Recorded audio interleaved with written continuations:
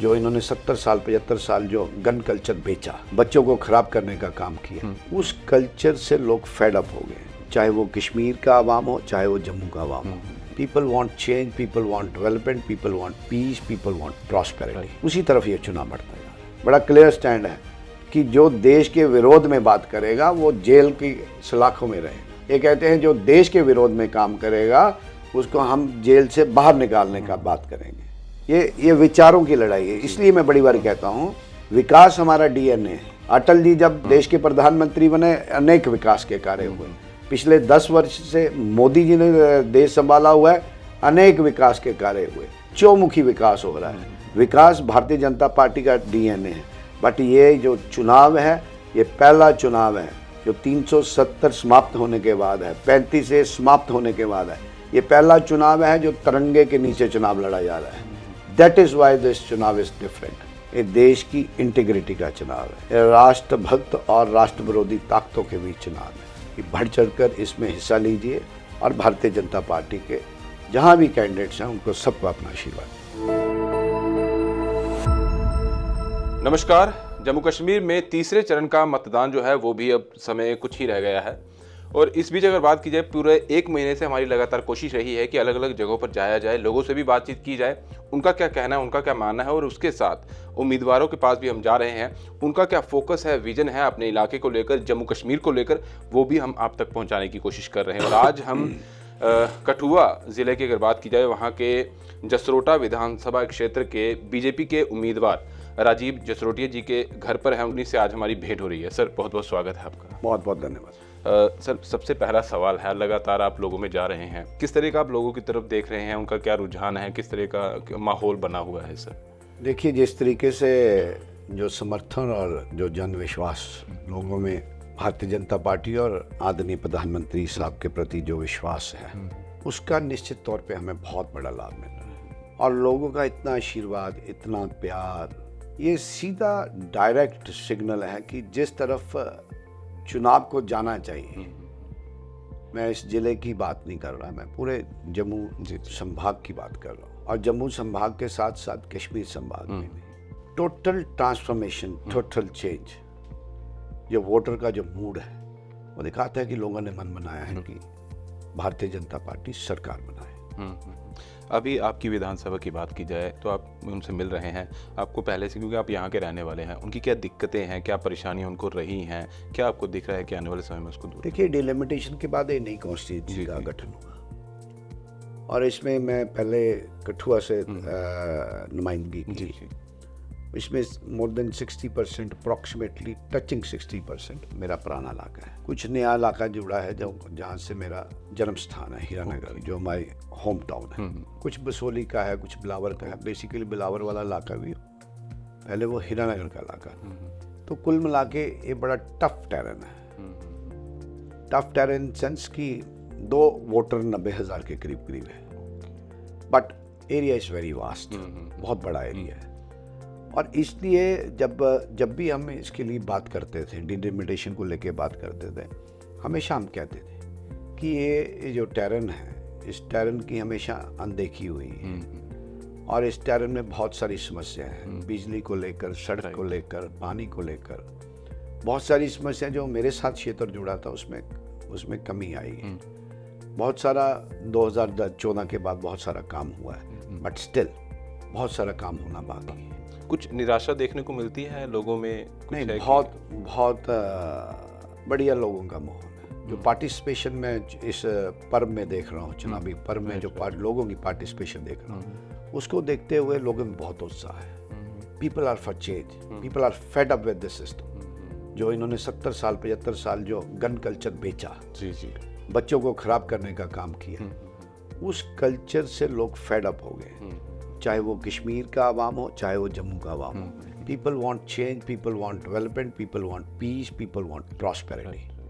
उसी तरफ ये चुनाव बढ़ता जा रहा है। तो मैं ये समझना चाहूँगा, क्योंकि अगर मैं जम्मू प्रांत की बात करूँ, जम्मू पूरे होल प्रोविंस की बात करूँ, लोगों में हमेशा ये चीज़ देखी गई है, कहीं डर भी है उनमें कि पहले हमें काफ़ी ज़्यादा निगलेक्ट किया गया है। जो यहाँ के लोग हैं, अगर वहाँ कश्मीर से अगर देखा जाए तो वहाँ डेवलपमेंट देखी जाती थी, पहले हर चीज़ वहाँ जाती थी और यहाँ को इग्नोर किया जाता था। उनमें डर ये है कि क्या आने वाले समय में अगर सरकार बनती है या भाजपा की सरकार बनती है, क्या वही उन्हें फिर से फेस करना पड़ेगा? ये देखिए, हमारा जो पिछला 70-75 वर्ष का जो सफ़र है भारतीय जनता पार्टी, चाहे वो प्रजा परिषद के रूप में हो, जनसंघ के रूप में हो, आज भारतीय जनता पार्टी, हमारा संघर्ष इस डिस्क्रिमिनेशन को लेके हुआ है। पीछे जो जिसके लिए हम संघर्ष करते थे और 14 के बाद वो आस्ता आस्ता करते करते कम होते होते आज बिल्कुल मिनिमाइज हुई है। आज अगर 1 रुपया आता है तो 50 पैसे श्रीनगर में लगते हैं, तो 50 पैसे जम्मू में भी लगते हैं। इस डिस्पैरिटी को ख़त्म करने का प्रयास हमारा शुरू से था, इसी को लेकर हम संघर्ष करते थे। वो लगभग समाप्त नहीं है, but on the verge of finishing. मैं इसलिए ये पूछ रहा था क्योंकि यहाँ पर डोगरा कम्युनिटी की बात की जाए तो उनको कहते हैं कि डोगरा की आवाज़ उठाने वाला कोई नहीं। नेता तो आते हैं, बनते हैं, लेकिन जब सरकार बन जाती है तो वो आवाज़ सामने निकल। देखिए, हमारा जन्म ही इस रियासत के लिए हुआ, जहाँ तक भारतीय जनता पार्टी की बात है, तो हमेशा हमने संघर्ष किया है। जब भी जम्मू सूबे को, जहाँ डोगरा कम्युनिटी को जब भी ज़रूरत पड़ी, हमने हमेशा संघर्ष किया है। उसके लिए हमने संघर्ष नहीं किया, हमने बलिदान भी दिया। और हमारी कमिटमेंट है, जम्मू एंड कश्मीर मोदी जी के हृदय के बहुत करीब है और हमारी प्रायोरिटी रहती है, पार्टी के बहुत करीब है। हमारी आइडियोलॉजिकल रियासत है और जो हमारा आइडियोलॉजिकल वारफेयर था, उस वारफेयर को जीतने का हमने प्रयास किया। और मोदी जी ने उस सोच को दफन किया जो उन्होंने 47 में एक पौधा लगाने का प्रयास किया, जो एक विचार जो खड़ा करने का इस रियासत में काम किया, उस विचार को समाप्त किया तो भारतीय जनता पार्टी ने किया। तो निश्चित तौर पे लोगों को विश्वास करना चाहिए कि हम अखंडता में एकता देखें। अखंड भारत की बात करने वाले लोग हैं, हम नेशन फर्स्ट की बात करने वाले लोग हैं, तो इसलिए कोई ऐसी चिंता का विषय नहीं। तो क्या, जिसे अगर देखा जाए तो आईएनसी और एनसी की बात की जाए, वो तो अलायंस में है, भाजपा अकेले लड़ रही है, कहीं ऐसा तो नहीं टक्कर जो है बराबर की है या फिर वो भारी पड़ जाएंगे भाजपा? देखिए, 2 डिविजन्स हैं, जम्मू और कश्मीर। जम्मू के तो लोगों को पता था कि क्या स्थिति है, क्या पोजीशन है। जैसे आपने खुद कहा, डिस्क्रिमिनेशन की लड़ाई नहीं, पर आज आहिस्ता आहिस्ता करके कश्मीर जो डिवीज़न है, वो भी आम जनमानस इस बात को समझ गया है कि इन बेईमानों ने 70-75 साल हमारे बच्चों से पत्थर मरवाए, इन बेईमानों ने हमारे बच्चों से गोली चलाई, अपने बच्चे बाहर सेटल किए, अपना परिवार बाहर सेटल किया। People are for change.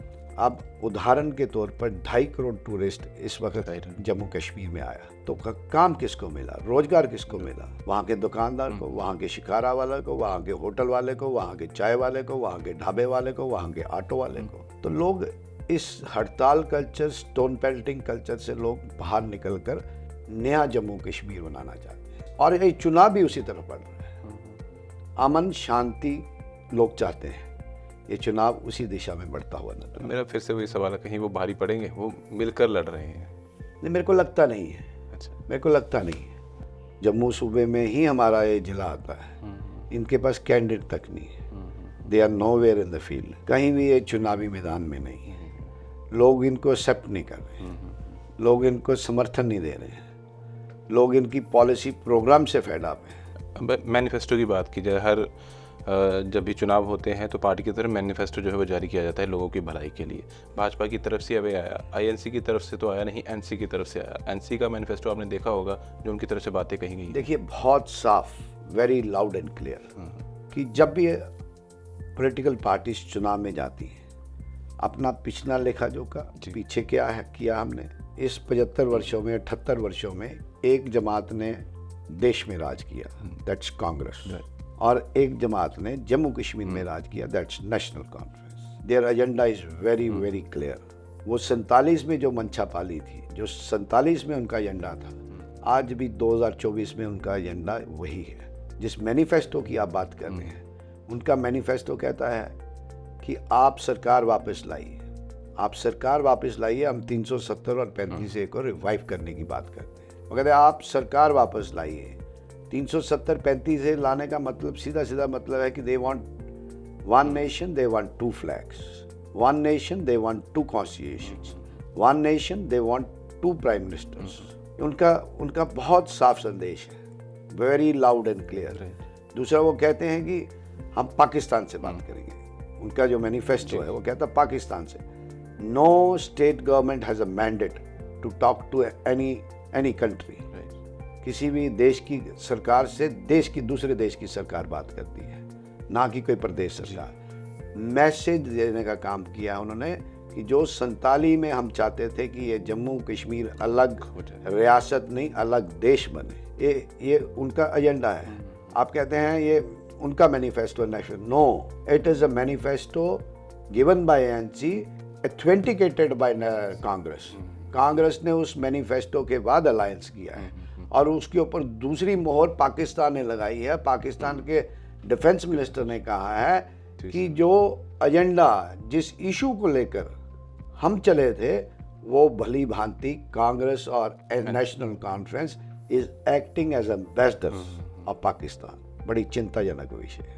और दूसरी तरफ हमारा एजेंडा है, मोदी साहब का एजेंडा है, भारतीय जनता पार्टी का संकल्प है कि आप सरकार बनाइए। हम देश की एकता अखंडता के लिए पहले भी काम किया, आगे भी काम करेंगे। आप सरकार बनाइए, जम्मू कश्मीर में हर नागरिक, हिंदू, मुस्लिम, सिख, ईसाई, किसी भी जात धर्म से वह वास्ता रखने वाला, उसकी सिक्योरिटी और उसकी इंटीग्रिटी की बात करें। इनकी तरफ से तो ये भी कहा गया है कि हम अगर जीत जाएंगे, अगर सरकार बनाएंगे तो हम तो प्रिजनर्स को भी रिहा करेंगे, ये भी इनके मैनिफेस्टो। बहुत बड़ा चिंता का विषय, बहुत बड़ी चिंता का विषय। ये वही कांग्रेस है जो हुर्रियत को चार्टेड प्लेन भेजती थी फॉर अ डिनर। ये वही कांग्रेस है। तो इनकी, क्योंकि जिसका जहाँ स्थान है उसको वहीं रहना चाहिए। हमारा बड़ा स्पष्ट स्टैंड है, बड़ा क्लियर स्टैंड है कि जो देश के विरोध में बात करेगा वो जेल की सलाखों में रहेगा। ये कहते हैं जो देश के विरोध में काम करेगा उसको हम जेल से बाहर निकालने का बात करेंगे। ये विचारों की लड़ाई है। इसलिए मैं बड़ी बार कहता हूँ कि ये चुनाव गली नाली सड़क विकास हमारा डीएनए है। अटल जी जब देश के प्रधानमंत्री बने अनेक विकास के कार्य हुए। पिछले 10 वर्ष से मोदी जी ने देश संभाला हुआ है, अनेक विकास के कार्य हुए। कश्मीर से लेकर कन्याकुमारी तक, from block level, tehsil level, district level, state level to any capital cities, चौमुखी विकास हो रहा है।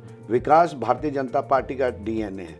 बट ये जो चुनाव है, ये पहला चुनाव है जो 370 समाप्त होने के बाद है, 35 से समाप्त होने के बाद है।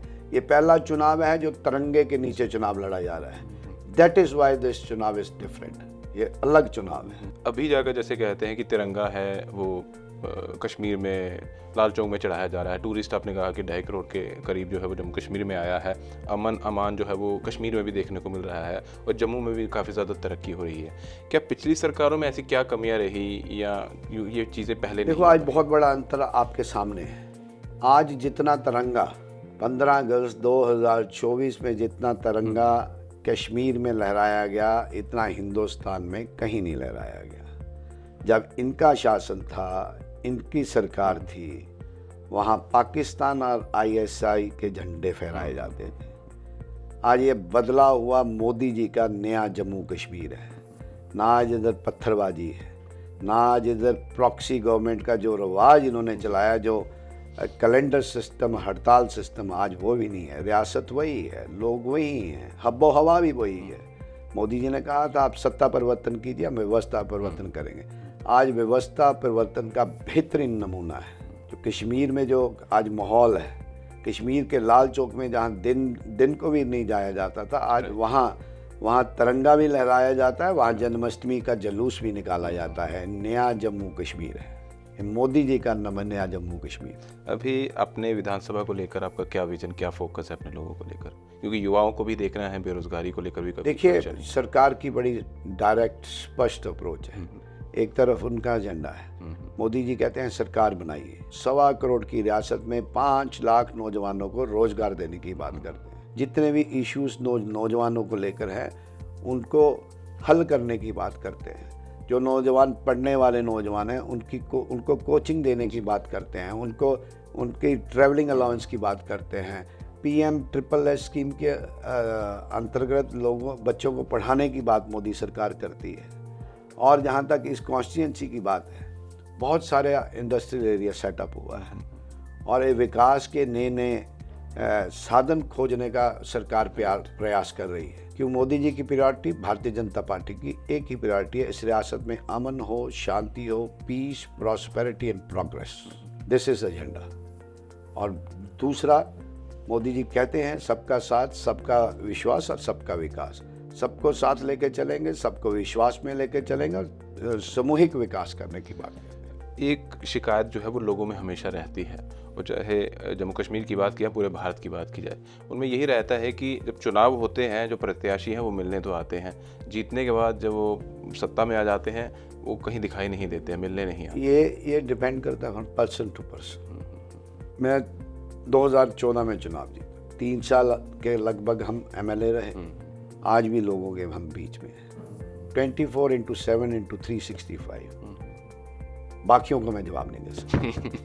अच्छा, राजीव जसरोटिया जी जो है पहले भी लोगों के बीच में थे, आज भी हैं और आगे आने वाले दिनों में भी उनके बीच में ही रहे। मेरी कोशिश, प्रयास यही है कि लोग अपना नुमाइंदा, अपना चौकीदार इसलिए चुनते हैं कि वो हमारी दुख तकलीफ का हिस्सेदार बने। कोई नॉट विद द मिशन कि मेरे को कोई लाल बत्ती वाली गाड़ी लेनी है या कोई ऐसी बात करनी है या पुलिस वाले चाहिए।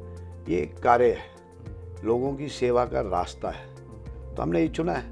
और लोगों का, पहले भी लोगों की सेवा करते थे, आगे भी लोगों की सेवा। 8 तारीख को क्या होने वाला है फिर? 8 अक्टूबर को 8 तारीख को भारतीय जनता पार्टी जम्मू कश्मीर में सरकार बनाने जा रही है और पहली बार जम्मू का CM बनेगा। कहीं कॉन्स्टिट्यूशन में प्रोविजन नहीं है कि बनिहाल के पार वाला CM बने। कॉन्स्टिट्यूशन कहता है, हम कहते हैं हम किसी के खिलाफ नहीं है, बट ये जो मिथ है, मैंने नहीं, लोगों ने मन बनाया है। लोगों ने फैसला कर लिया है कि इस बार जो मुख्यमंत्री बनेगा वो जम्मू डिवीज़न का, जम्मू संभाग का मुख्यमंत्री बनेगा। ये लोगों का मानना है। और 8 तारीख को जब मत पेटियाँ खुलेंगी, जब बैलेट बॉक्स खुलेगा, यही नतीजा आपको देखने को मिलेगा। आपकी तरफ से आपके लोगों के लिए कोई मैसेज? मेरी यही अपील है, विनम्र प्रार्थना है, निवेदन है कि ये चुनाव पिछले चुनावों से हटकर चुनाव है। ये देश की इंटीग्रिटी का चुनाव है, ये राष्ट्रभक्त और राष्ट्र विरोधी ताकतों के बीच चुनाव है।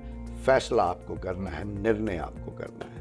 तो मैं यही कहूँगा कि बढ़ चढ़कर इसमें हिस्सा लीजिए और भारतीय जनता पार्टी के जहाँ भी कैंडिडेट्स हैं उनको सबको अपना आशीर्वाद दीजिए। चलिए, शुक्रिया सर, हमें अपना समय देने के लिए। कीमती समय है और साफ तौर पर बात यही है कि 1 तारीख को आपको निकलना ज़रूर है, वोट ज़रूर करिएगा, भारी मात्रा में निकलिए और बहुमत से उसी कैंडिडेट को और उसी पार्टी को जिताइए जिसे आप देखना चाहते हैं जीतते हुए। डेवलपमेंट की जो बात करते हैं, जो आपकी तरक्की की बात करते हैं, जो आपके बच्चों के भविष्य के बारे में सोचते हैं, जो पूरे तरीके से जम्मू कश्मीर को आगे ले जाने की बात करते हैं, उसी सरकार को चुनिए ताकि आपका भविष्य जो है वो सुनहरे अक्षरों से लिखा जाए। फिलहाल दीजिए इजाज़त, नमस्कार।